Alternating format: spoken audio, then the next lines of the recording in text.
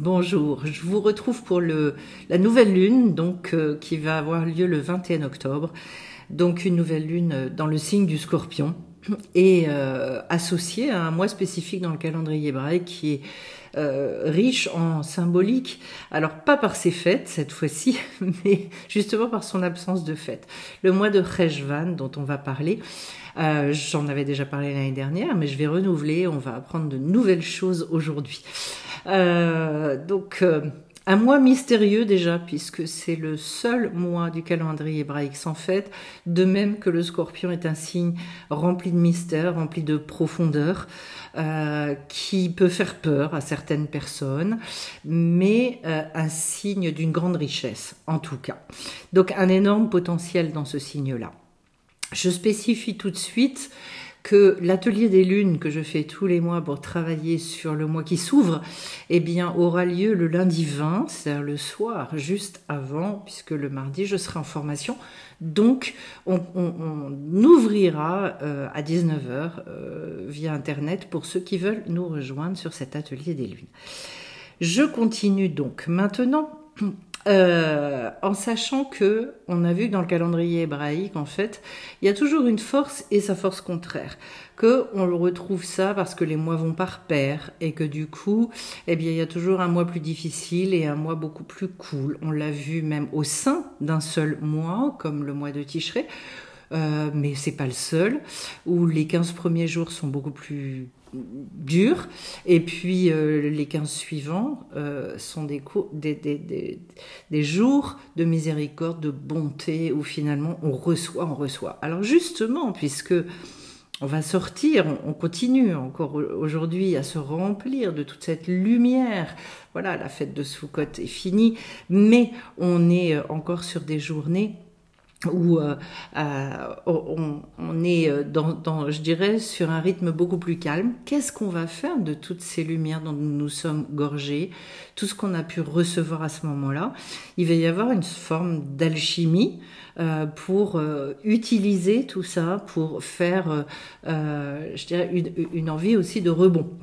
Alors, le rebond par rapport à ça, par rapport à ce mois-là.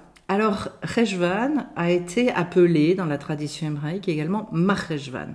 On lui a rajouté le mot Mar qui veut dire amertume, c'est-à-dire l'amertume du mois de Cheshvan. Pourquoi? Je le redis, parce que c'est un mois sans fête et que donc déjà chez le Scorpion, il va y avoir une forme d'effort à fournir pour s'orienter vers la joie, vers la légèreté, vers, je dirais, pour que l'alchimie opère et pour qu'il se dirige vers la vie, vers la construction et non vers la destruction. Puisque c'est le signe par excellence de la transformation, mais que sa difficulté principale va être comment il va orienter cette énergie.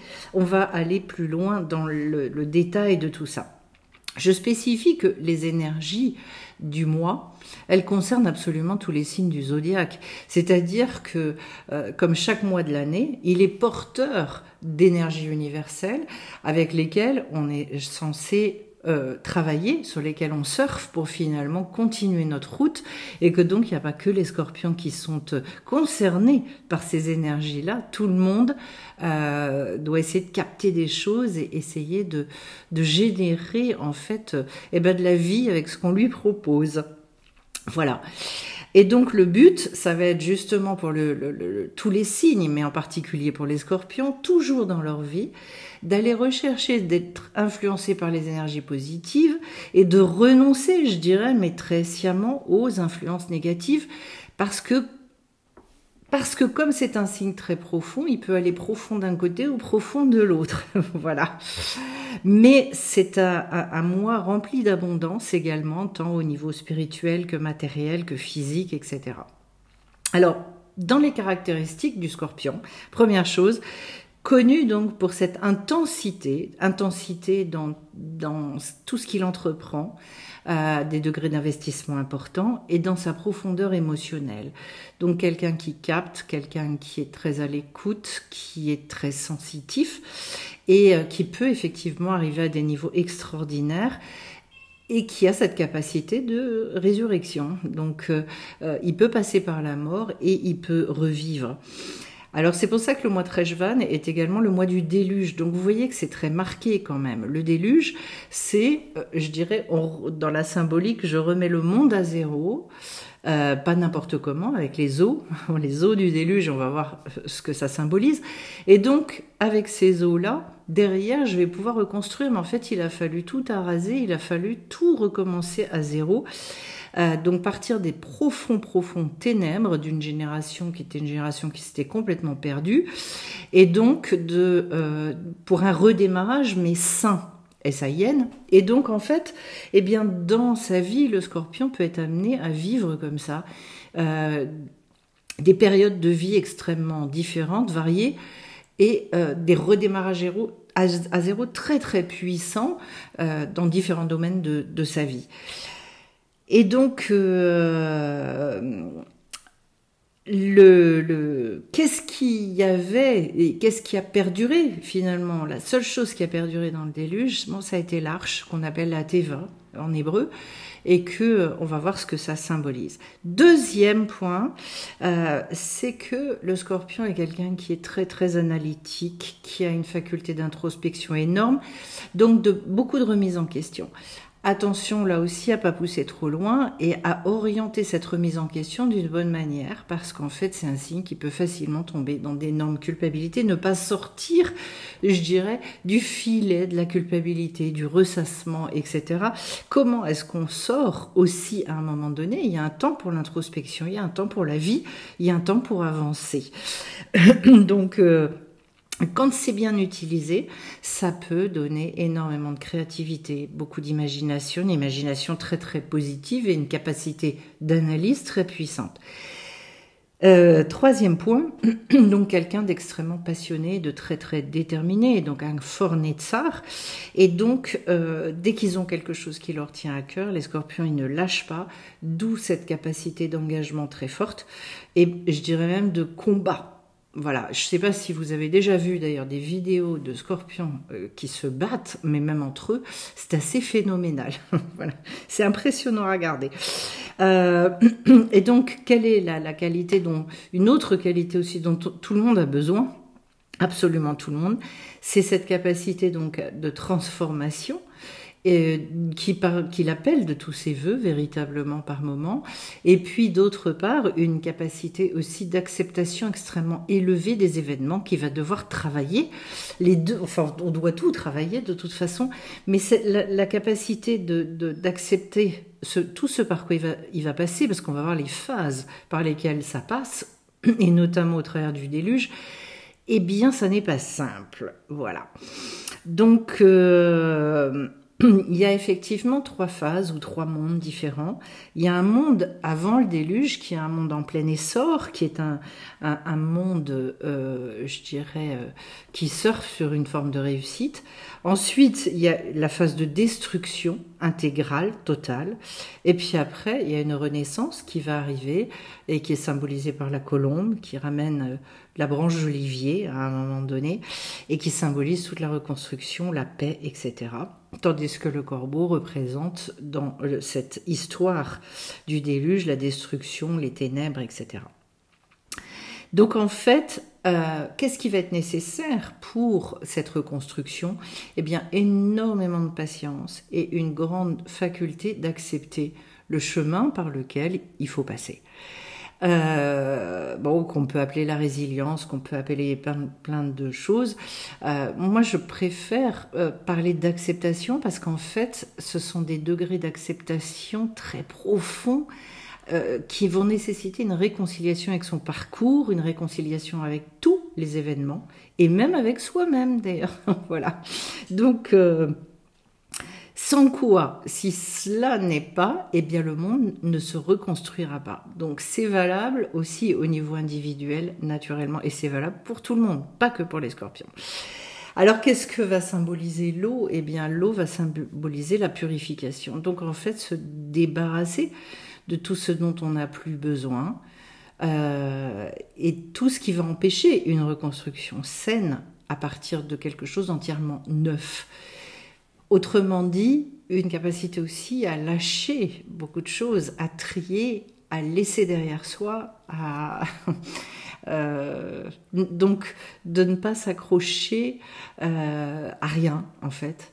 Y compris à des choses matérielles dans ce monde, parfois, ça peut aller très loin dans la vie de certaines personnes, le fait de devoir tout laisser derrière soi et repartir à zéro.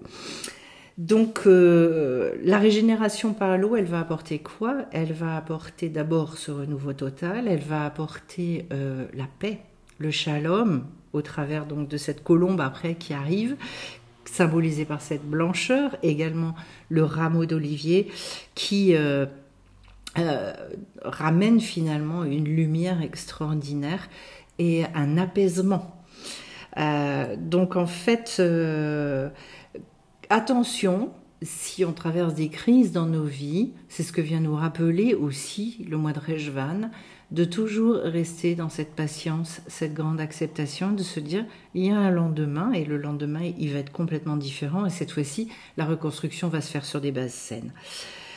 L'auteur de la reconstruction, c'est qui? C'est Noach. Et Noach, il va symboliser justement ce calme et cette patience absolument énorme, puisqu'il a mis, dans la tradition hébraïque, on dit qu'il a mis 120 ans pour construire l'arche, alors que tout le monde se fichait de lui, tout le monde lui disait qu'il racontait n'importe quoi, et que voilà, il était la risée de tout le monde. Il n'empêche que lui, il a eu cette détermination, ce calme. Il est allé toujours avec une vision très positive, une grande émouna également. Voilà. Autre caractéristique de ce signe, eh bien, ça va être quelqu'un qui, étant donné son degré d'investissement, va avoir tendance à être très possessif, parce qu'en fait, plus on s'investit et plus on tient aux choses. Donc, en fait, quand on tient aux choses, on n'est pas là de les lâcher comme ça. Si jamais ça ne se passe pas comme nous on veut, eh bien il va y avoir quelque chose de difficile à gérer pour prendre du recul, pour accepter d'abandonner certaines choses, de lâcher certaines choses, etc. Et c'est pour ça que dans le signe du Scorpion, il y a en même temps ce potentiel de reconstruction extraordinaire et en même temps il y a un potentiel de destruction qui est extrêmement puissant. Et c'est pour ça que dans le mot hébreu de Scorpion, on l'écrit Akrav. Alors pour ceux qui sont hébraïsants, je vais le dire, c'est Ain, Kof, Resh, Vav. Et donc en fait, on peut le lire, si on met en deux mots, on peut le lire en disant Oker, bête. Et puis après, il reste la lettre bête. Et autrement dit, bait. Oker, ça veut dire le fait de déraciner la maison. C'est-à-dire que le Scorpion a la puissance de déraciner une maison. Autrement dit quoi? Si je coupe toutes les racines, ça veut dire que je fais tout exploser. Voilà. De même que Dieu a déraciné complètement le monde avec le déluge, c'est la même chose. Vous comprenez pourquoi le déluge a eu lieu lors de ce mois-ci. Et puis on peut mettre aussi, et on peut y voir alors à l'opposé, au lieu de dire Oker, eh bien on va dire Ikar. Ikar, c'est l'essentiel. Ikar, bait, c'est-à-dire je vais mettre l'essentiel dans la maison. Autrement dit, je vais revenir, puisque c'est un signe profond, on l'a dit, je vais revenir dans ma vie à mes valeurs profondes et je vais pouvoir mettre en œuvre, réaliser des choses qui sont en lien avec cet essentiel. Ça amène un apaisement extraordinaire parce que quand on est dans l'essentiel des choses, dans l'essence, ça veut dire qu'on se rapproche de la racine de notre âme, ça veut dire qu'on est proche de soi-même, on est proche de notre véritable identité. Et là, en fait, il n'y a que là d'ailleurs qu'on trouve l'apaisement au demeurant. Et si on agit justement avec calme et patience, alors ce calme, il peut revenir dans la maison. Et comme il y a ce potentiel de littéralement opérer une résurrection, ça veut dire que quelque part le Scorpion il peut renaître de n'importe quelle situation. C'est donc un mois aussi pour chacun, pas seulement pour les Scorpions, c'est une possibilité d'obtenir finalement la célèbre phrase de Rabbi Nachman de Breslev, c'est-à-dire le passé n'existe plus. Autrement dit, j'en arrive à un moment où effectivement je me sens tout autre et il n'y a plus, il y a des pans entiers de voir ma vie tout entière, quand vraiment on a tout bien laissé derrière soi, qui ne remonte plus et donc je suis entièrement tournée les yeux vers l'avenir. Voilà. Qu'est-ce qui va effectivement faire que la maison peut être détruite? Eh bien, c'est cet aspect-là, possessif, le fait de tenir trop à certaines choses. Et donc, en fait, il y a besoin de contrôler cette loyauté que le Scorpion possède, parce que la loyauté poussée à son extrême, loyauté à ses idées, loyauté à plein de choses, il y a des fois où ça peut jouer des tours. Donc, à chaque fois qu'on cherche à être dans cette possession trop forte, c'est finalement aussi un manque de maîtrise de soi, quelque chose sur lequel le Scorpion va devoir particulièrement travailler. Donc, de comprendre que finalement, justement par rapport à tout ça, puisque le Scorpion est quand même quelqu'un d'assez visionnaire, eh bien, on ne peut rien imposer aux autres. Donc, chaque personne peut et doit d'ailleurs vivre en fonction de ses valeurs profondes, de ce qu'elle envisage pour elle-même. Elle n'a pas écrasé ça, mais elle ne peut pas imposer ça à quiconque. Donc, il est dit également, dans les Maximes des Pères, il est dit « L'homme, malgré lui, naît et malgré lui, il va mourir ». Ça veut dire quoi? Ça veut dire qu'en fait, on doit s'occuper de nous-mêmes. Et c'est une chose que le Scorpion sait faire, puisqu'il a cette faculté d'introspection très puissante. Et donc, toutes ces facultés-là, juste, il va devoir apprendre toute sa vie à les orienter dans le sens de la construction de lui-même et de tout ce qu'il met en œuvre dans son existence. Il y a une possibilité extraordinaire de reconstruction qui va se retrouver aussi dans le fait que c'est durant ce mois-ci que sera reconstruit le troisième temple. Donc, autrement dit, et le temple, le Mishkan, dans la tradition hébraïque, c'est la reconstruction. Alors, il y a le temple avec les pierres, oui, mais c'est également notre reconstruction intérieure personnelle à chacun. Et que la construction, dans la tradition hébraïque du temple de Salomon, avait commencé justement sur ce mois-là, mais elle avait pris quasiment toute une année pour être inaugurée après, sur le mois de Tishré. Donc voilà, passe toujours la patience, etc. Autrement dit, en fait, on va toujours avoir durant ce mois-là une possibilité énorme d'aller dans du négatif ou une possibilité énorme d'aller dans du positif. Pourquoi est-ce qu'il y a cette espèce d'envie de posséder chez le Scorpion? Eh bien également parce qu'en fait, ce mois-là, on l'a appelé le mois de Rejvan, et ce sont aussi les mêmes lettres. Il y a les lettres du mot Nahash, Nahash étant dans la tradition hébraïque le serpent. Alors ça veut dire quoi? Ça veut dire que les forces négatives, je dirais qu'elles sont très présentes durant ce mois-là. Autrement dit, les forces négatives que nous avons aussi à l'intérieur de nous, eh bien, c'est un mois sur lesquels on va pouvoir travailler pour, je vais prendre un exemple, au niveau des pensées, pour renoncer à tout un tas de pensées négatives et dire non, voilà. Tout ça, Rabbi Nachman nous apprend comment faire pour rester toujours dans des pensées positives, dans des paroles positives, etc. Et donc, en fait, le but, c'est de déraciner cette fois-ci, mais déraciner justement cette part négative qui est en nous, celle qui a toujours envie d'aller voir le négatif, celle qui a envie de se plaindre, celle qui a envie je dirais, qui est tentée d'aller voir toujours les problèmes et de s'inquiéter, de se soucier, et voilà. Être son propre maître, c'est quoi? C'est renoncer à tout ça et dire non, moi je fais le choix en conscience et je décide que c'est pas là-dessus que j'ai basé ma vie. Et donc en fait, c'est un mois de renforcement en fait potentiel qui est absolument énorme pour aller justement vers la vie. Donc qu'est-ce qui se passe avec les Scorpions par ailleurs? Comme ils ont cette profondeur en eux, ils vont particulièrement affectionner les relations profondes. Ils n'aiment pas trop les relations de surface. Ce ne sont pas des mondains, en règle générale, ces signes-là. Et donc, ils vont être extraordinairement sensibles à la trahison. À ce moment-là, et en cas de trahison, il peut y avoir une forme de férocité et une envie de détruire qui arrive, voilà.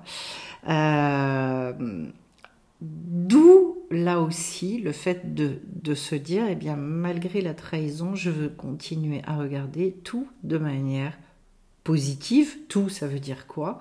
Eh bien, le reste de ma vie, là où il n'y a pas eu de trahison, là où ça fonctionne bien, là où ça marche bien, et finalement de renoncer, comme je le disais au début, à ressasser, à chercher à se venger, etc.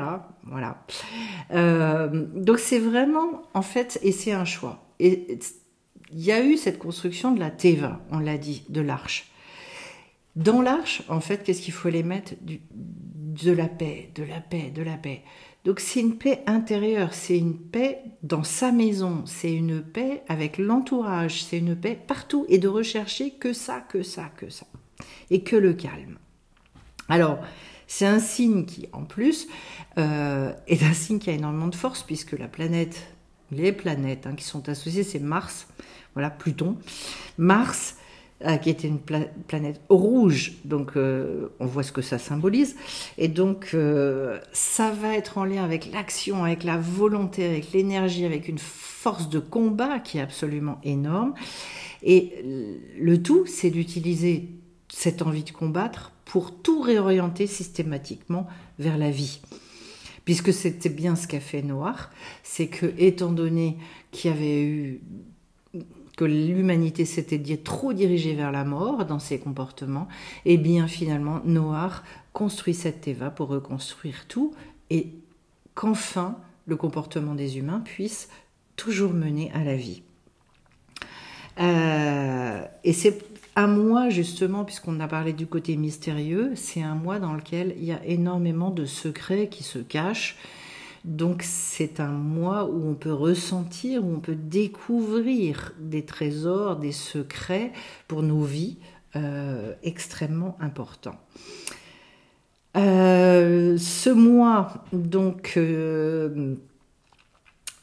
permet aussi, via cette planète, on dit, de réénergiser et de créer même des nouvelles cellules dans le corps, mais je dirais de manière particulièrement forte, parce que la planète Mars, elle a cette capacité de redonner la vie littéralement. Et que qu'est-ce qu'il va falloir justement pour que ça s'opère, puisqu'on a dit que le mois de Rejvan était un mois sans fête? Le silence. Alors ça, ce sont des choses que on étudie justement avec certaines personnes dans certaines formations. Qu'est-ce qui, par exemple, est la nourriture première du cerveau? C'est le silence. C'est pour ça que la méditation, elle permet de vivre des choses extraordinaires en termes de guérison de certaines maladies, en termes d'apaisement, en termes de sur certaines addictions, etc., etc. Réussir à ce que le cerveau se taise complètement, et que dans ce silence-là, il y ait cette alchimie, cette régénération totale qui s'opère. Voilà. La plante qui est associée justement est la sauge, et donc qui est connue pour ses propriétés purifiantes, protectrices, etc. Voilà, il y a de nombreuses personnes qui connaissent ça et qui brûlent de la sauge aussi dans leur maison. Tout ça symbolisant le repos, la tranquillité. Et on comprend pourquoi c'est associé au Scorpion, qui a énormément besoin de travailler là-dessus. Alors vous allez me dire, ça peut concerner d'autres signes. C'est pour ça que je vous dis que chaque mois va parler d'une certaine manière à chacun et concerne tout le monde. Donc l'autre chose également, c'est le côté reproducteur, une capacité, puisque le Scorpion se reproduit très vite, très facilement, et donc en fait il y a l'idée d'un retour à la vie et d'une capacité de se reproduire, donc de faire des enfants, d'être je dirais là aussi créateur et fécond, fertile, voilà, c'était les mots que je cherchais. Donc l'essentiel de toute façon dans une maison c'est quoi, et on le sait quand ça manque dans une maison, l'essentiel ça va être d'être en paix, Quand on rentre chez soi, qu'on sait qu'on va retrouver des sourires, on va retrouver des rires, on va retrouver de l'écoute, des discussions calmes, eh bien, on est heureux de rentrer chez soi. Donc voilà, donc ce qu'on appelle le Shalom Beit, la paix de la maison. Et alors, qu'est-ce que c'est en fait cette branche d'olivier?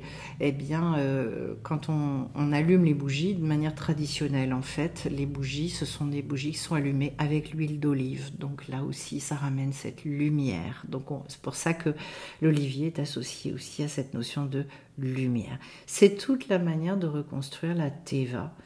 Et puis, qui a été la seule qui finalement a pu, au milieu du déluge, permettre aux personnes qui étaient dedans de survivre et de tout reconstruire derrière. Ensuite, donc par rapport à tout ça, la sphira donc qui est associée à ce signe maintenant, donc l'énergie phare, eh bien c'est la Gvura, c'est-à-dire une force énorme. Il faut ça, il faut bien ça, puisque en fait, on a vu tout ce par quoi ça passe. On se doute bien qu'il faut une grande force et de résilience et d'acceptation pour traverser tout ce dont on a parlé. Et donc, c'est une énergie de discipline aussi par rapport à la justice, c'est-à-dire en fait un besoin de cadre, un besoin que les choses soient nettes, que les choses soient claires. Quand on parle de justice, on parle aussi de purification. Pourquoi est-ce qu'à un moment donné, le monde s'effondre? On le sait, et ça a été comme ça dans toutes les civilisations. Une civilisation qui va vers trop d'injustice est une civilisation qui s'effondre. Quand il n'y a plus de justice, la civilisation se casse la figure. Ce à quoi nous sommes naturellement en train d'assister dans pas mal d'endroits. Et donc, voilà.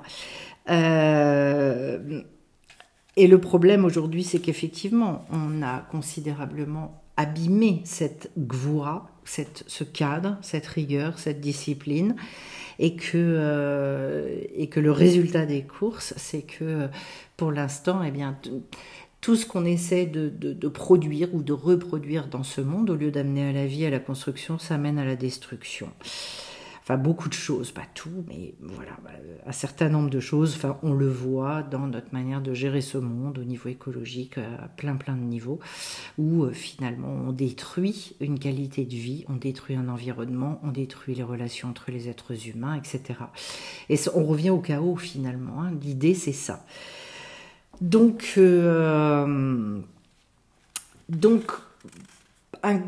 un mois véritablement important pour apprendre à canaliser toutes ces forces-là, toute cette voix, et la mettre au service de la maîtrise de soi, pour être capable d'amener cette vie et non ce chaos, cette régénération et non la mort. Donc c'est un signe qu'on comprend comme un signe complexe, comme un signe aussi extrêmement puissant, dans le bien comme dans le mal, selon comment c'est orienté, et que on va voir une autre dimension du mot Teva, puisque la Teva, elle se comprend comme quelque chose qui est aussi de l'ordre de la protection, mais le mot archi peut aussi signifier le terme mot, M-O-T. Et donc, en fait, ça veut dire quoi? Ça veut dire, et donc les mots, eh bien, ça peut être quelque chose que le scorpion affectionne particulièrement, jouer avec les mots, écrire, lire, un goût pour ça, prononcer. En tout cas, ça veut dire que c'est un signe qui peut être très performant dans la tefila, dans la prière, dans l'idbo des doutes, dans la transmission également, et qui doit accorder beaucoup de poids à ces mots, aux mots qu'il entend, et notamment, alors les mots importants pour une personne sont lesquels? Eh bien, c'est déjà son nom très important, parce qu'il va l'entendre un nombre incalculable de fois dans sa vie, et c'est une énergie particulière, mais également le mot de son mois de naissance, le mot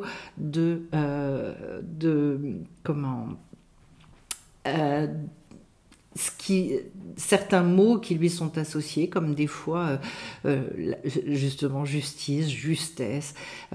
Essayez d'être attentif à ça. Qu'est-ce qui, dans votre vie, quels sont les mots que vous employez beaucoup, parce que vous allez voir, en fait, ce sur quoi vous êtes, finalement, ce que vous recherchez. Voilà. Quand on repense à ce qui était important pour nous quand on était jeune et qu'on disait « Ah, mais ça me tient à cœur », ça veut dire « Et est-ce que vous avez finalement trouvé où vous en êtes par rapport à ça aujourd'hui ?» Donc, tous les mots qui nous sont associés sont donc des mots qui sont associés aussi à notre énergie personnelle, et ça en dit long sur qui nous sommes. Voilà, donc cette eau purificatrice, elle est là pour justement balayer toutes les cellules mortes, voilà, que sont tous les plaisirs malsains, les addictions, la médisance, le lashon hara, enfin tout ce dont on veut se débarrasser et qui nous encombre dans notre vie, qui n'a plus rien à faire ici. Voilà. Et tout ça, en fait, c'est l'eau du déluge qui le nettoie. Donc, d'ailleurs, et à propos de Noach, il y a une chose très intéressante, hein, dans le mot même qui veut dire grâce, la grâce, Nunchet, c'est cette notion, Chen, c'est la notion de grâce, et donc c'est mettre beaucoup de grâce, beaucoup d'aménité, beaucoup de douceur, beaucoup de tendresse dans tout ce qu'on observe, dans notre manière de penser, pour adoucir finalement ce côté très puissant, très extrême, très dans la justice du Scorpion. Et donc en fait, éveiller cette grâce que chacun a en soi, jeter tout ce qui est souci, inquiétude, etc., qui empêche finalement de fonctionner dans cette légèreté aussi et dans la vie telle qu'on l'a définie.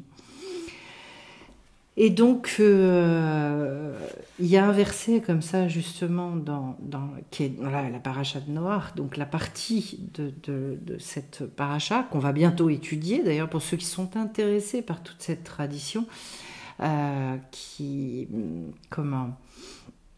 bien, il y a ce qu'on appelle les parachiotes. Les parachiotes sont des parties de la Torah qui ont été découpées et après qu'on dissèque et dans lequel on va rechercher des sens intimes qui nous parlent dans notre vie. Et donc, voilà, on étudie tout ça tous les dimanches matins à 9h pour ceux qui veulent nous rejoindre. Et donc, eh bien, il y a un verset, donc, et voici la descendance de Noach, un homme tzaddik, etc. Et en fait, dans ce verset, eh bien, il y a 3 fois le mot Noach qui est employé, ce qui n'est jamais vu, en fait, dans un seul verset dans la Torah. Et en fait, ça indique quoi ? Eh bien, il fait que les 3 dimensions dont on a parlé au début, c'est-à-dire ces périodes de succès, d'abondance, où on est dans la justesse, où on est bien. Et donc, période à vivre où c'est plus facile de vivre dans le calme. Et puis après, cette deuxième période, qui est la période de destruction, sont des périodes qui sont cycliques dans nos vies, où finalement on va être amené à avoir beaucoup plus de noir, et donc avoir une vision peut-être des fois plus pessimiste des choses, et qu'en fait on nous demande de rester dans le calme à ce moment-là, et de ne pas bondir, et de ne pas sortir de nos gonds, voilà, et de savoir que même la nuit la plus intense et la plus longue va s'arrêter. Et puis il y a cette 3e période qui est une phase impressionnante puisque c'est la phase de reconstruction et qu'on ne fait pas seul, bien évidemment, où on est aidé. Et donc en fait, c'est un signe à la fois enthousiasmant, mais qui peut être facilement son pire ennemi, on va dire. Donc, de bien comprendre dans la vie qu'il y a toujours ces 3 étapes et qu'il faut les respecter, et que le mot Teva, il va également, donc au travers de cette notion de mot, symboliser très fortement cette notion de prière, rentrer dans la profondeur des mots. C'est pour ça qu'il y a des gens, ça leur fait beaucoup de bien d'écrire, et que les mots, ils sont très riches. Ils sont riches parce que ils mettent du sens, parce que on sait aujourd'hui que ce sont des anti-stress extraordinaires et que les gens qui n'arrivent pas à s'exprimer accumulent beaucoup de frustration qui finit à un moment donné par sortir et s'exprimer en explosion de sentiments d'impuissance, etc. Donc beaucoup utiliser les mots qui vont amener de la joie, qui vont amener cette reproduction. Voilà, la transmission étant une notion extrêmement chère à la tradition hébraïque. Et l'autre chose aussi que j'ai oublié de vous dire dans le mot sauge, donc la sauge en hébreu se dit marva. Intéressant parce qu'on retrouve encore cette notion d'amertume, mar, et puis alors ba derrière, c'est quoi en fait? C'est même quand on est dans l'amertume, il faut continuer à avancer. Autrement dit, je ne vais pas m'arrêter parce qu'il y a une trahison, parce que je continue, je file. C'est une espèce de capacité à se mettre des œillères sur certaines choses, au lieu de s'arrêter, de se poser et de se dire tant que ça, j'aurais pas obtenu justice, je continue à tracer, je vis ma vie, il n'y a rien qui m'arrête. Bah, c'est vraiment j'ai les yeux tout tournés vers l'avant et il n'y a rien qui peut m'arrêter. Donc, et là, on devient quelque part indestructible. Voilà. Autrement dit, effectivement, et alors l'autre chose, je ne vais pas l'expliquer au niveau des lettres en hébraïque, mais dans le mot Marcheshvan, donc qui est le nom de ce mois, il y a 2 lettres à l'intérieur, c'est-à-dire que quand tout est amer dans ce mois-là, eh bien il y a 2 lettres, le Vav et le He qui sont là, et le Vav symbolisant cette faculté de reproduction au travers des 6 sphirotes, des 6 personnages, et le He qui symbolise la Malchut, la royauté. Autrement dit, eh bien, j'ai toujours la possibilité de, au sein de cette amertume-là, de recréer quelque chose d'absolument extraordinaire. Ce sont d'ailleurs, pour ceux qui l'ont peut-être déjà vécu dans leur vie, eh bien, ils vont comprendre de quoi je parle. Ces reconstructions-là ont une saveur, un goût, d'une intensité beaucoup plus dense, forte que les constructions. Où on a construit, mais sans partir finalement d'une situation qui a nécessité tout ce travail intérieur, ce labourage, je dirais. La renaissance, elle est toujours... elle va induire et elle va déclencher chez l'être humain une espèce d'émerveillement, et de reconnaissance vis-à-vis de la vie qui est largement au-dessus de tout le reste. Voilà. Donc en fait, voilà, l'influence de toutes ces 6 sphirotes, eh bien finalement amène à un nouveau He, à de nouvelles réalisations, une nouvelle malchut, une nouvelle royauté. Je reprécise également, je l'avais dit l'année dernière, mais ça fait toujours du bien de le réentendre, que au mois de Rejvan, c'est le mois des pluies, et que donc effectivement, Mar veut aussi dire une goutte, c'est-à-dire en fait aussi, les pluies symbolisent l'abondance, ça symbolise la richesse, ça symbolise la bénédiction, donc au milieu de tout ça, et c'est normal pour contrebalancer aussi les difficultés inhérentes à ce mois-là, qui en même temps sont des forces d'une puissance phénoménale, mais il va nous falloir à nous tout ce calme intérieur, cette capacité d'acceptation et de résilience pour tout augmenter vers le bien. Donc vous voyez la puissance, ça demande un positionnement qui est extrêmement fort. Et à ce moment-là, au lieu de voir les choses dans l'amertume, on va avoir une pluie d'abondance. Et c'est bien ce que nous apprennent les sages au demeurant, parce qu'il est dit que quand on est au milieu des pires difficultés dans notre existence, quand on est capable d'accepter ça et de se taire, c'est extrêmement difficile, hein. Faut pas. Je parle pas, c'est en dehors de l'idée des doutes, en dehors de tout ça. Mais au lieu d'aller se plaindre et de parler de tout ça sur la place publique, je dirais, et beaucoup autour de soi, eh bien en fait, capacité de traiter ça en interne avec Dieu, et voilà, à ce moment-là, tout ça se transforme en bénédiction. Là aussi, il y a une alchimie. Est-ce que si je renonce à l'amertume, alors à ce moment-là, parce que c'est quelque part un acte surhumain, il faut être très fort, très grand pour renoncer à cette amertume, on va dire humainement, c'est pas très logique. Humainement, on se dit, mais j'ai des raisons de râler. Oui, c'est vrai, on en a. Eh bien, le fait de renoncer à ça étant un acte très puissant, alors à ce moment-là, il s'opère quelque chose dans le ciel. On dit, tu renonces à ça. Tu veux plus voir les choses comme ça. C'est pas seulement de ne pas le dire sur la place publique, mais c'est également d'y renoncer dans son cœur. Donc de réussir à le voir différemment. Et ça s'apprend. Hein. Mais quand on arrive, alors à ce moment-là, toute cette amertume va se transformer en bénédiction. Et à ce moment-là, il va y avoir toute une abondance et des découvertes extraordinaires qui vont s'opérer. Vous comprenez pourquoi il y a là derrière tout ça de grands mystères. Pourquoi est-ce que c'est intéressant d'étudier tout ça pour aller dans les profondeurs? Parce que quand on le dit comme ça n'est pas toujours facile à appréhender. Et on se dit, ok, ça paraît très joli, mais je vois pas franchement comment on obtient ça. Pourtant, si, ça s'obtient. Et donc, voilà. Mais c'est ce potentiel, et je redis le mot alchimie, ou résurrection, parce qu'en fait, c'est vraiment l'histoire du pourrissement de la graine qui, à un moment donné, à partir d'un truc où on se dit, il n'y a plus rien à tirer de ça, et ben c'est justement de là que quelque chose d'entièrement nouveau va renaître, qui va avoir une puissance et une beauté aussi, une splendeur qui n'aurait pas pu exister sans ce processus-là. Voilà ce que je pouvais vous dire. Alors encore une fois, pour ceux qui veulent nous rejoindre, Atelier des Lunes le lundi 20 octobre à 19h. Et puis je reviens bien vite vers vous, peut-être justement en profiterai-je pour faire un tirage sur ce mois de Rejvan et par rapport à tout ce qu'on a dit là.